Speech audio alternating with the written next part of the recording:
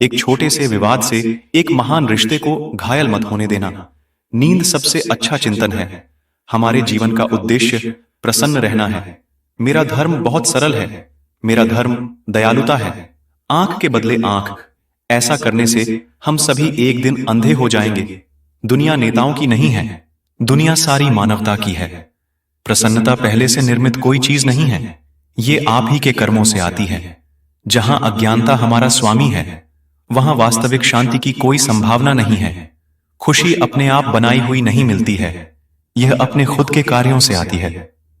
दूसरों के व्यवहार के कारण अपनी आंतरिक शांति को नष्ट न होने दें। मैं अपने दुश्मनों को हराने के लिए उन्हें अपना दोस्त बना लेता हूं। हम बाहरी दुनिया में कभी शांति नहीं पा सकते हैं जब तक कि हम अंदर से शांत ना हो। यदि आपकी कोई विशेष निष्ठा या धर्म है तो अच्छा है, लेकिन आप उसके बिना भी जी सकते हैं। मैं धर्म का आदमी हूं, लेकिन धर्म हमारी सभी समस्याओं का जवाब नहीं दे सकता है।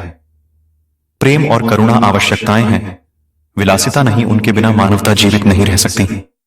अपनी क्षमताओं को जानकर और उनमें यकीन करके ही हम एक बेहतर विश्व का निर्माण कर सकते हैं।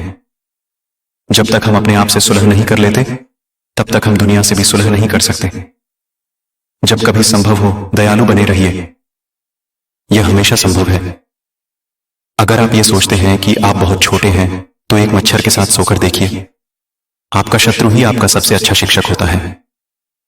अविश्वास में पारदर्शिता की कमी और असुरक्षा की गहरी भावना।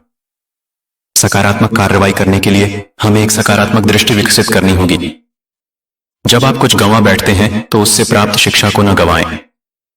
जब आप कृतज्ञता का अभ्यास करते हैं तो दूसरों के प्रति सम्मान की भावना होती है। हम धर्म और ध्यान के बिना रह सकते हैं, लेकिन हम मानव स्नेह के बिना जीवित नहीं रह सकते। शांत मन आंतरिक शक्ति और आत्मविश्वास लाता है, इसलिए यह अच्छे स्वास्थ्य के लिए बहुत महत्वपूर्ण है। मंदिरों की आवश्यकता नहीं है, ना ही जटिल तत्व ज्ञान की। मेरा मस्तिष्क और मेरा हृदय मेरे मंदिर हैं। मेरा दर्शन दयालुता है। यदि आप दूसरों की मदद कर सकते हैं तो अवश्य करें। यदि नहीं कर सकते हैं तो कम से कम उन्हें नुकसान ना पहुंचाइए। यदि आप दूसरों को प्रसन्न देखना चाहते हैं तो करुणा का भाव रखें। यदि आप स्वयं प्रसन्न रहना चाहते हैं तो भी करुणा का भाव रखें। कभी कभी लोग कुछ कहकर अपनी एक प्रभावशाली छाप बना देते हैं, और कभी कभी लोग चुप रहकर अपनी एक प्रभावशाली छाप बना देते हैं। मेरे लिए प्यार और सहानुभूति ही सबसे बड़ा धर्म है, लेकिन इसे विकसित करने के लिए हमें किसी धर्म पर विश्वास करने की जरूरत नहीं है। सभी प्रमुख धार्मिक परंपराओं को मूल रूप से एक ही संदेश है कि प्यार, दया और क्षमा। महत्वपूर्ण बात यह है कि वे हमारे दैनिक जीवन का हिस्सा होना चाहिए।